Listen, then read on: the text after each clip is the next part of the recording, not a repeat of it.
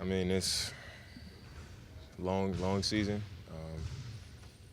Camp is always like hard, it's tough. So, I mean, just with so many reps being out there, us going over a lot of the same stuff. I mean, I've been with Coach Stotts and Neil and everybody for 8 years. So, um, obviously I need to be present and be involved. But it's not really worth it to just be running around every rep, so it was a light day for me. So as you're watching versus playing involved, what did you notice about the group? I noticed like some of the younger guys pick up stuff really quick.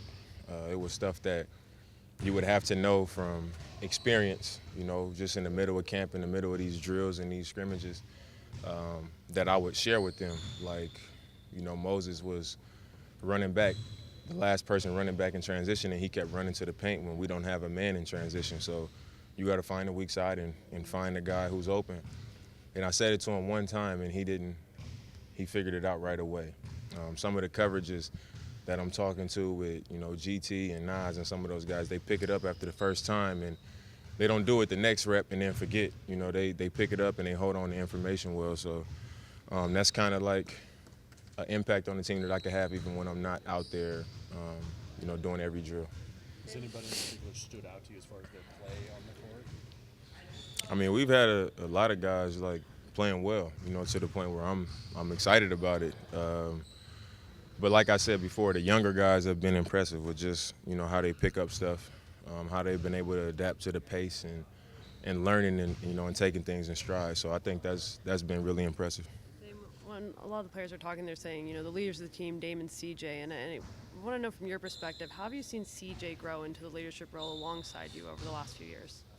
Just getting more vocal. We talk all the time about leading the team and being examples. And I was a starting point guard my first year. I came into the league and they like put pressure on me like, Dame, you got to talk. You got to tell people where to go. You got to, be more vocal. So when it came time for me to be the leader of the team, I was prepared for it. And with CJ, it was like roster turnover. Now just jump out there and figure it out. And I think he was learning, and he was in the fire. There's a lot of things that he hadn't experienced on the floor that he was going through and figuring out. And then he got to the point where he felt comfortable enough knowing to say something to the next person. And I think that's where he is now. I mean, he's 4 years in a row, I think, 20-plus points, leading the league in miles and minutes and all that stuff, and just a lot of game experience. So he's just kind of coming to his own as a leader. This camp, he's been, in the first few days, way more vocal than any other one. Just seems way more comfortable in that position. So, I mean, that's pressure off of me. Baze has been the same, even though he's new. The experience and him being a part of good teams and bad teams, he's stepped up as well, so it's been good. How would you describe CJ's leadership style? CJ's leadership style, like, I'm more of a, supportive, laid back, like a nurturer. I'm like, you're going to be all right. Just do this, do that. CJ's, more hardcore. CJ, right in your face with it.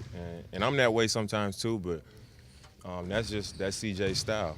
Even as a player, he'll talk more trash. He's, more blunt. I think he's more that type of leader. He's a disser, not a kisser. Yeah, I'm a kisser, not a disser. He's a disser, not a kisser. With the fact that you guys both signed contract extensions going into this year, does that sort of, enhance that leadership for him and you both just knowing you guys are going to be the two guys that are going to be here for at least long term? I mean, I think as long as we're here, it's our responsibility, to take ownership and to be the example, like I said. So I don't think us knowing we're going to be here long term changed anything really, other than the fact that we know that, we signed up for a longer period of time. But even if it was 1 year, our job would be the same, where we come in and we got to be the standard. We got to challenge guys, allow guys to challenge us as well, and just be there for that every day. Be willing to take the criticism and also be ready to be praised for the success. So that's what our job is. I know it's early, but how has Mario looked at that point forward role? How can that help you guys this season? I think it can help us a lot, especially because it's natural for him. It's not a position that he's being put in as a a project. You know, he's naturally a playmaker, ball handler, and he's comfortable at that. So being able to have him on the ball and me and CJ moving around off the ball, I think it creates more quality shots for us, and it's harder for teams to load up and find us when we playing behind the defense. So I think in the past we've tried it, but, you know, I think it should work out better this time with more wing ball handlers. Damian, you talked about reps and whatnot. Have you thought about how you want to approach preseason games this year?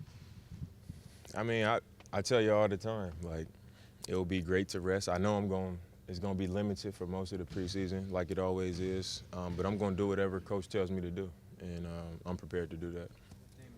The organization has made it clear they don't have any desire for load management for you, missing games, UNCG, anything like that. Is that how you want it? Is that where you're at in your career? You're fine with that? Yeah, I mean, I love to play. So, I mean, I think we're on the same page as far as that. You know, we're not some big super team, so I don't think we have the luxury to just sit out, especially with how competitive the West is going to be. But I think the way to handle that is like situations like today, where if we're going to do 10 drills that I've done for 7 years, I can be there, and, like, if we change something, I'm there to hear it and see it through and, you know, coach some of the other guys who is new to. If it's a light practice and we just going over stuff and then, you know, rookies and second-year players going to play or something like that, then I got to put my competitive nature to the side, you know, on days like that where it's like I don't want to be not doing everything the team doing. I don't want to lose a drill. I got to, like, put that to the side because that's the opportunity for, you know, myself and CJ to have what people call load management, not on game nights. It's how we, you know, handle the situations in between games. That's been hard for you in the past, though, because you are so competitive. You'll jump into random drills in the summer that you have no business being in. Is that something you're evolving into being more okay with? I mean, I just feel like when I'm around, I should be a part of everything. I should be doing everything that everybody else is doing. So it's not really – once the drill starts, of course, that's like your competitive nature. But I think just when you're in the locker room with these guys, you don't want them looking at you like you don't have to do what they have to do. And I've always struggled with that. You know, I don't want guys to think that I'm more privileged than them when it comes to what's mandatory for the team. So that's why I struggle with it more than anything. But it helps when you got guys like Zach and Hassan and Nurk saying, we're going to need you in February, in April. Like, they understand it, so it makes me more comfortable sitting out for a little bit, you know.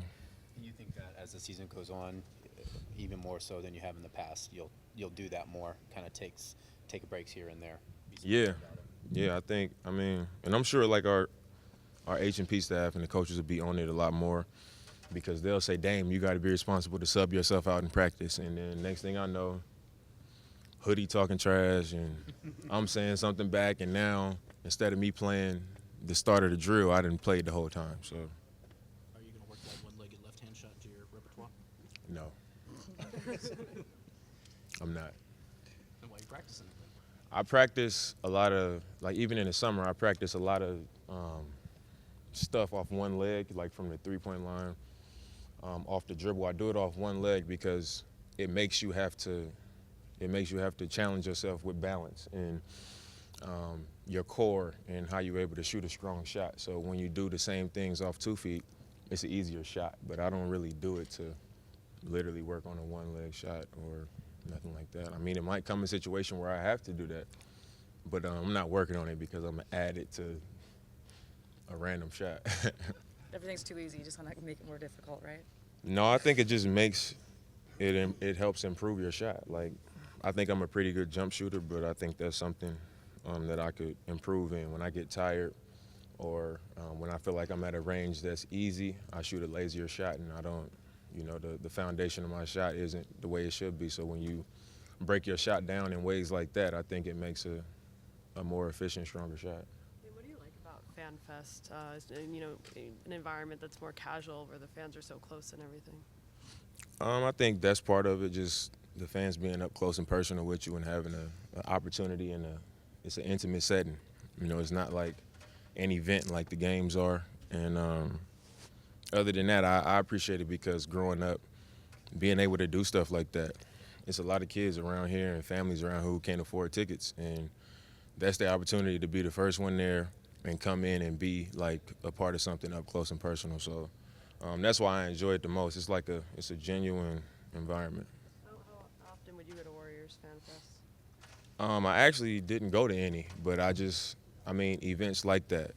For example, they had All-Star Weekend in the year 2000 in Oakland, and my dad took me to like certain events that they had, and you didn't have to pay to be there. It was just like something in the parking lot, and you can pull up to it, and it would be like Elton Brand and random people showing up. But it was an opportunity for people who can't afford to just come to the All-Star game or come to a game, but they could still kind of get the experience. So it was like, it's that type of vibe. Deep as y'all went last year, as much as you played last year, I imagine your body felt that more than it has at any point. What do you do along the way now to get ready for May and late April now? I think it's everything that I just said.